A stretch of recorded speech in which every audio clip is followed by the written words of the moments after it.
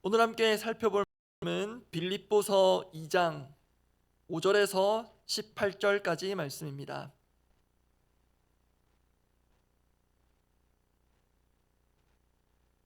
빌립보서 2장 5절에서 18절까지 말씀입니다.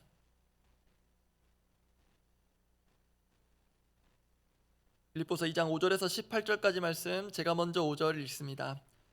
너희 안에 이 마음을 품으라. 곧 그리스도 예수의 마음이니 그는 근본 하나님의 본체시나 하나님과 동등됨을 취할 것으로 여기지 아니하시고 오히려 자기를 비워 종의 형체를 가지사 사람들과 같이 되셨고 사람의 모양으로 나타나사 자기를 낮추시고 죽기까지 복종하셨으니 곧 십자가에 죽으심이라. 이러므로 하나님이 그를 지극히 높여 모든 이름 위에 뛰어난 이름을 주사 하늘에 있는 자들과 땅에 있는 자들과 땅 아래에 있는 자들로 모든 무릎을 예수의 이름에 꿇게 하시고 모든 입으로 예수 그리스도를 주라 시인하여 하나님 아버지께 영광을 돌리게 하셨느니라. 그러므로 나의 사랑하는 자들아, 너희가 나 있을 때뿐 아니라 더욱 지금 나 없을 때에도 항상 복종하여 두렵고 떨림으로 너희 구원을 이루라. 너희 안에서 행하시는 이는 하나님이시니 자기의 기쁘신 뜻을 위하여 너희에게 소원을 두고 행하게 하시나니 모든 일을 원망과 시비가 없이 하라. 이는 너희가 흠이 없고 순전하여 어그러지고 거스르는 세대 가운데서 하나님의 흠없는 자녀로 세상에서 그들 가운데 빛들로 나타내며 생명의 말씀을 밝혀 나의 다름질이 헛되지 아니하고 수고도 헛되지 아니하므로 그리스도의 날에 내가 자랑할 것이 있게 하려 함이라. 만일 너희 믿음의 재물과 섬김 위에 내가 나를 전제로 드릴지라도 나는 기뻐하고 너희 무리와 함께 기뻐하리니 이와 같이 너희도 기뻐하고 나와 함께 기뻐하라. 저는 오늘 본문의 바울을 이렇게 부르고 싶습니다. 진정한 그리스도인. 진정한 그리스도인이기에 가능한 것이 있고 진정한 그리스도인이어야만 가능한 것이 있는데요, 그 두 가지를 오늘 본문에서 살펴보고 함께 기도하고자 합니다. 진정한 그리스도인, 첫 번째, 기뻐할 수 없을 때 그리스도로 기뻐하다. 진정한 그리스도인이어야 가능한 것 첫 번째, 기뻐할 수 없을 때 그리스도로 기뻐하는 이 사람이 진정한 그리스도인으로 보입니다. 빌립보서를 보면 바울이 자신의 죽음이 멀지 않음을 감지하고 어느 정도 마음의 준비까지 하고 있음을 알 수 있는 구절들이 있습니다. 그중 한 곳이 조금 전 우리가 읽은 빌립보서 2장 17절인데요, 제가 읽어드립니다. 만일 너희 믿음의 재물과 섬김 위에 내가 나를 전제로 드릴지라도 나는 기뻐하고 너희 무리와 함께 기뻐하리니. 전제라는 것은 액체 형태였던 것, 보통은 포도주인데요, 그것을 재물 위에 부어드리는 방식의 제사를 말합니다. 우리도 어떤 일에 자신을 쏟아붓는다, 이런 표현을 사용하는데요, 거의 비슷한 뉘앙스입니다. 이렇게 바울은 마지막 한 방울도 남기지 않고 전제로 자신을 쏟아 부어드릴 날이 오고 있음을 이 구절에서 직간접적으로 알려주고 있습니다. 그런데 그런 상황이라면 전혀 어울리지 않을 것 같은 표현이 17절 뒷부분에 있었고 18절에도 나옵니다. 제가 읽어드립니다. 만일 너희 믿음의 재물과 섬김 위에 내가 나를 전제로 드릴지라도 뭐라고 하냐면 나는 기뻐하고 너희 무리와 함께 기뻐하리니. 여러분, 이게 가능합니까? 그러면 앞뒤가 안 맞는 것 같습니다. 그런데 그 다음 이어지는 바울의 권면이 더 이해하기 어렵습니다. 18절 제가 읽어드립니다. 이와 같이 너희도 기뻐하고 나와 함께 기뻐하라. 바울은 분명 보통 인물은 아닙니다. 그는 이 최악의 상황, 그리고 인생의 최후의 상황을 앞둔 이 상황에서도 진정으로 기뻐하고 있고, 이 기뻐하다라는 표현만 이 짧은 구절들 안에 연이어 4번 사용하면서 너희도 나와 함께 기뻐하라 합니다. 여러분, 바울은 보통 인물 아니니 그렇다 칩시다. 그런데 이런 상황을 알고 있는 빌립보 성도들은 이 서신을 보면서 정말 함께 진정으로 기뻐할 수 있었겠습니까?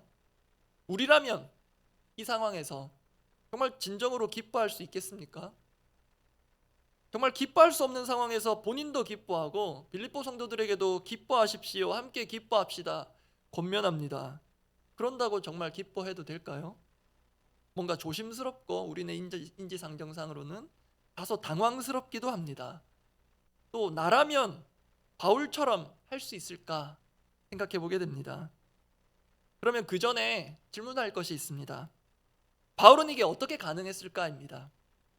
바울은 죽음 앞에서 또 죽음을 방불케 하는 물리적인 속박 가운데 어떻게 이렇게 기뻐하며 기뻐하라 기뻐하라 서신을 쓸 수 있었을까? 그 비결이자 근거가 되는 구절이 빌립보서 1장에 있습니다. 빌립보서 1장 20절, 21절, 23절 주옥 같은 말씀들이 있는데요. 제가 읽어드립니다. 나의 간절한 기대와 소망을 따라 아무 일에든지 부끄러워하지 아니하고 지금도 전과 같이 온전히 담대하여 살든지 죽든지 내 몸에서 그리스도가 존귀하게 되게 하려 하나니 이는 내게 사는 것이 그리스도니 죽는 것도 유익함이라. 내가 그들 사이에 끼었으니 차라리 세상을 떠나서 그리스도와 함께 있는 것이 훨씬 더 좋은 일이라 그렇게 하고 싶으나. 앞서 살펴본 대로 오늘 보면 빌립보서 2장 17절에서는 바울이 자신의 죽음을 전제에 비유하면서 비유적으로 표현했다면 지금 보시는 빌립보서 1장에는 자신의 죽음을 직접적으로 표현하고 있습니다. 그런데 바울이 죽음을 언급하는 대목들마다 잘 보십시오. 따라다니는 분이 계십니다. 누구셨죠? 그리스도십니다. 바울이 죽음 앞에서 담담함을 넘어 당당하고 심지어 기뻐하기까지 할 수 있는 것, 그게 가식이나 허세가 아닌 것은 죽음을 이기시고 부활하신 예수 그리스도께서 그의 인생의 중심이시기 때문입니다. 살든지 죽든지 그리스도가 중심이자 기준인 사람, 그 사람은 어떤 상황에서도 죽음을 방불케 하는 상황에서도 기뻐할 수 있습니다. 그게 오늘 본문이 우리에게 주는 묵직한 도전이자 권면입니다. 그런데 여러분, 문제는 실전이겠죠. 실전은 다르다는 것 우리는 너무 잘 알고 있습니다. 몸의 문제든 마음의 문제든 관계의 문제든 여러 일들로 정말 죽을 것 같다 그런 상황에 처하면요, 말 그대로 죽을 것 같은 게 우리 인생입니다. 심지어 죽고 싶기도 합니다. 그런 상황에서 기뻐하라고 하는 것은 정서적인 폭력으로까지 비칩니다. 우리에겐 또 이런 핑계거리가 생깁니다. 바울이니까 가능한 거 아닌가요? 여러분 정말 그렇습니까? 바울이 대단한 사람이라서, 우리와는 클래스가 다른 사람이라서 가능한 건가요? 여전히 실전은 어렵더라도 우리가 답은 바로 알고 가야 하겠습니다. 죽음을 이길 수 있는 것은, 그 상황 가운데서 기뻐할 수 있는 것은 바울이라 가능한 것이 아니라 예수 그리스도가 계셔서 가능한 것입니다. 죽음을 이기시고 부활하신 예수 그리스도가 우리에게 있어서는 좋을 때든 나쁠 때든 최선일 때든 최악일 때든 언제나 우리의 주인이자 중심이십니다. 그렇다면 기뻐할 수 없을 때 기쁨을 맛볼 수 있습니다. 그 사람이 진정한 그리스도인입니다. 두 번째입니다. 진정한 그리스도인 두 번째, 하나 될 수 없을 때 그리스도로 하나 되다. 하나 될 수 없을 때 그리스도로 하나 될 수 있는 사람들이 진정한 그리스도인이겠습니다. 앞서 실전의 문제에 고민을 이어서요, 그러면 바울은 처음부터 이렇게 그리스도 중심으로 거의 완벽해 보이는, 그래서 어떤 면에서는 인간미가 조금 없어 보이기도 하는 이런 삶을 살았을까? 처음부터 그랬을까요? 아닙니다. 바울에게도 실패와 좌절이 있었습니다. 진정한 그리스도인으로 보기 어려운 실패가 있었습니다. 사실 오늘 묵상 본문은 통으로 묵상하거나 설교하기가 다소 무리가 있습니다. 왜냐하면 더 작은 단위로 단락을 나누거나 또 몇 구절만 가지고도 깊은 묵상이 가능한 본문이기 때문입니다. 특히 오늘 본문 앞부분 빌립보서 2장 5절부터 11절은요, 초대교회 때부터 상당히 중요하게 여기고 노래되어 온 구절입니다. 그 시작이 이런데요, 빌립보서 2장 5절입니다. 함께 한번 읽어보겠습니다. 너희 안에 이 마음을 품으라. 곧 그리스도 예수의 마음이니. 이 마음을 품으라는 바울의 권면 역시 그 기준이자 중심은 보시는 대로 그리스도 예수의 마음입니다. 그렇게 권면한 후 그리스도의 성육신과 죽음, 부활, 이러한 복음의 요체가 이어집니다. 그런데요, 조금 전에 읽었던 이 마음을 품으라는 그 바울의 권면을 우리가 바르게 이해하려면 이어지는 후 문맥 못지않게 그 앞의 문맥을 살피는 게 중요합니다. 왜냐하면 이 마음을 품으라 했을 때 그 이라고 번역된 지시대명사가 묘하게도 전후 문맥 모두를 아우르고 있기 때문입니다. 그리고 마음을 품으라고 했을 때 이 품으라라고 번역된 단어가 꽤 헬라어에서 독특한 단어입니다. 일단 원어의 뜻은 생각하다, 관심을 가지다, 숙고하다 이런 뜻이 있는데요. 이 단어가 오늘 본문 앞 빌립보서 2장 2절에 먼저 등장합니다.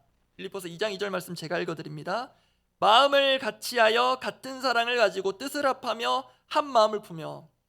5절에서 마음을 품으라와 같은 단어가 2절 뒤에 한 마음을 품어이고요. 그리고 한글 번역은 약간 다른데 2절 처음에 있는 마음을 같이하여도 헬라어로는 같은 단어입니다. 이 마음을 품으라는 단어가 독특한 건요, 한글 성경에는 마음이라는 단어가 따로 있습니다. 그런데 헬라어 원문에는 마음이라는 별도의 단어는 없습니다. 그냥 그 한 단어 자체에 마음을 같이하다 또는 한 마음을 품다 이런 뜻을 가지고 있습니다. 이미 확인한 대로 그 한 마음의 기준 역시 한 그리스도입니다. 그런데요, 이렇게 겉면은 좋은데 바울의 인생 여정을 보면 지금은 그가 이렇게 겉면하지만 그가 한 마음을 품는 일에 제대로 실패한 사건이 있었습니다. 혹시 기억나십니까? 2차 전도 여행을 시작할 때 바울과 바나바 간에 심각한 다툼이 일어납니다. 그 대목을 제가 읽어드립니다. 사도행전 15장 37절부터 39절 조금 속도감 있게 읽어드리겠습니다. 바나바는 마가라하는 요한도 데리고 가고자 하나 바울은 밤빌리아에서 자기들을 떠나 함께 일하러 가지 아니한 자를 데리고 가는 것이 옳지 않다 하여 서로 심히 다투어 피차 갈라서니. 한 마음을 품은 것으로 보이십니까? 1차 전도 여행 때 중도 하차했던 마가를 2차 전도 여행 때도 데려가느냐 마느냐 여기에 대해 바울과 바나바는 이견이 있었습니다. 그런데 그 이견의 차이를 좁히지 못하고 조금 전에 확인한 대로 심히 다투어 갈라섭니다. 이 사도행전의 저자 누가는 디테일이 남다른 사람입니다. 그냥 다툰 것도 아니고 심히 다투었다 합니다. 누가가 말릴 수도 없었나 봅니다. 결국 갈라섭니다. 한번 생각해 보십시오. 바울과 바나바는 당시 안디옥 교회에 우리로 치면 담임 목사 같은 존재들입니다. 그 두 사람을 안디옥 교회가 교회적으로 파송했습니다. 1차 전도여행 그래서 잘 다녀왔고요. 이제 2차 전도여행 앞두고 있는데 그 두 사람이 담임 목사 같은 두 사람이 다투고 갈라섭니다. 이제 막 전도여행을 힘있게 거룩하게 시작해야 될 당사자들의 마음은 어떠했겠습니까? 게다가 그걸 바라보는 안디옥 교회 성도들의 마음은 어떠했겠습니까? 과연 오늘 본문의 권면대로 한 마음을 품을 수 있었겠습니까? 갈갈이 찢긴 마음이지 않았을까 싶습니다. 그렇게 여러분, 대단해 보이는 바울도 한 마음을 품는 일에 이렇게 철저히 실패한 바가 있습니다. 그런데 참 묘한 사실이 있는데요, 바울이 그렇게 바나바와 한 마음을 품지 못하고 갈라서서 다른 루트로 전도여행을 가는 중에 세워진 교회가 어느 교회냐면 바로 빌립보 교회입니다. 그리고 빌립보서를 통해 볼 때 짐작되는 것은요, 빌립보 교회 가운데에도 한 마음을 품지 못하는 모습들이 보이고 그런 소식들이 감옥에 있는 바울에게까지 들렸던 것 같습니다. 감옥에 있었던 바울 자신이 실패한 그 일 생각나지 않았을까 싶습니다. 그래서 바울은 한 마음을 품으라, 한 마음을 품으십시오, 한 마음을 품으십시오, 연이어 연거푸 강조하여 권면합니다. 그렇게 이 한 마음을 품으라는 권면에는 바울의 이 실패의 쓴맛이 배어 있습니다. 그러함에도 바울이 한 마음을 품으십시오 빌립보 교회 성도들에게 권면할 수 있는 것은 거듭 말씀드리지만 바울이 대단해서가 아니라 그리스도가 대단하시기 때문입니다. 바울과 바나바도 갈라설 수 있지만 결국 그 두 사람 화해하고요, 모든 나눠진 마음을 하나로 모아주실 수 있는 분이 예수 그리스도십니다. 이를 위해서 예수 그리스도께서 하나님과 원수된 우리들을 위해 이 땅에 내려오시고 죽기까지 내려가셨습니다. 그게 오늘 보면 빌립보서 5장 8절에 담겨 있는데요, 속도감 있게 제가 읽어드리겠습니다. 너희 안에 이 마음을 품으라. 곧 그리스도 예수의 마음이니 그는 근본 하나님의 본체시나 하나님과 동등됨을 취할 것으로 여기지 아니하시고 오히려 자기를 비워 종의 형체를 가지사 사람들과 같이 되셨고 사람의 모양으로 나타나사 자기를부터는 함께 읽어보겠습니다. 자기를 낮추시고 죽기까지 복종하셨으니 곧 십자가에 죽으심이라. 그래서 한 마음을 품는 것이 가능합니다. 결국 우리가 한 마음을 품기 위해서는 예수 그리스도께서 하신 것처럼 자기를 낮추고 죽기까지 복종하는 것이 필요합니다. 역시 실전은 다릅니다. 이것은 절대로 한 번에 되지 않는 부단한 연습과 수많은 실패를 필요로 합니다. 우리 공동체 안에서 다양한 시각이 있고요, 또 다양한 해석, 견해들이 있습니다. 그로 인한 이견들이 존재합니다. 이견이 존재하는 것이 건강하다고 저는 생각합니다. 그런데요, 이견은 얼마든지 있을 수 있고 오갈 수 있지만 성경적으로 볼 때 이심, 마음이 나뉘거나 다른 마음이 있는 것은 있어서는 곤란하겠습니다. 그럼에도 우리가 한 마음을 품어가는 과정에서 숱한 실패와 좌절이 있을 것입니다. 그렇다고 포기할 수는 없습니다. 왜냐하면 우리는 살든지 죽든지 그리스도가 중심이 된 사람들이기 때문입니다. 오늘 매일 성경 큐티책 제목이요, 그리스도를 본받아입니다. 또 그와 같은 맥락의 찬양의 가사를 우리가 앞서 올려드렸는데요, 그리스도를 본받아, 이것도 좋은데 오늘 본문을 살펴보니 엄밀히 말하면 그리스도를 본받아에서 본을 빼도 좋을 것 같습니다. 그리스도를 받아. 우리는 그리스도를 이미 받은 자입니다. 그 사람이 진정한 그리스도인입니다. 그리스도가 이미 우리 가운데 거하십니다. 그 사람이 그리스도인입니다. 나는 죽고 그리스도가 사셔야만 가능한 일들이 오늘도 일어나기를 바랍니다.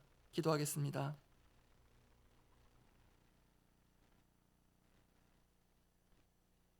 설교 가운데 말씀드린 대로 참 주옥 같은 구절들이 빌립보서에 많고 오늘 본문에도 많아서 다 다루지 못했는데요, 그중 한 구절, 빌립보서 2장 13절 말씀 읽어드립니다.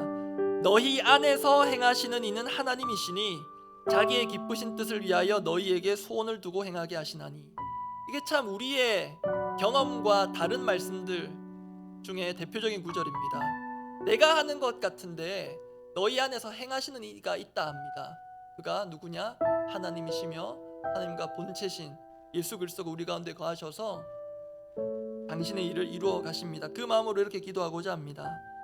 상황 가운데 매여 사는 연약한 우리 주님 아실 텐데 그런 우리 안에서 행하시는 하나님의 역사를 보기 원합니다. 내 마음 내 생각을 여전히 완고하게 고집하며 완악하게 살아가는 그런 우리를 통해서도 기쁘신 자신의 뜻을 이루시는 하나님을 기대합니다. 그게 우리의 소망이지 않겠습니까? 정말 말 그대로 그리스도께서 우리 마음 한가운데 자정하시고 실제 우리의 삶 한복판에 주인 되시는 그런 진정한 그리스도인으로 빚어진 오늘 하루 되기를 원합니다. 그런데 그 과정에서 또한 거듭 말씀드리지만 오늘 저 역시 얼마만큼의 실패를 할지 모르겠습니다. 그런 숱한 실패와 좌절이 있더라도 변하지 않는 진리는 우리 안에 그리스도께서 거하신다는 사실입니다. 그리스도께서 당신이 하실 일을 우리를 통해서 반드시 하실 것입니다. 그 기대를 가지고 오늘 하루를 주님 앞에 올려드리며 주님 하실 일을 기대하며 기도하겠습니다.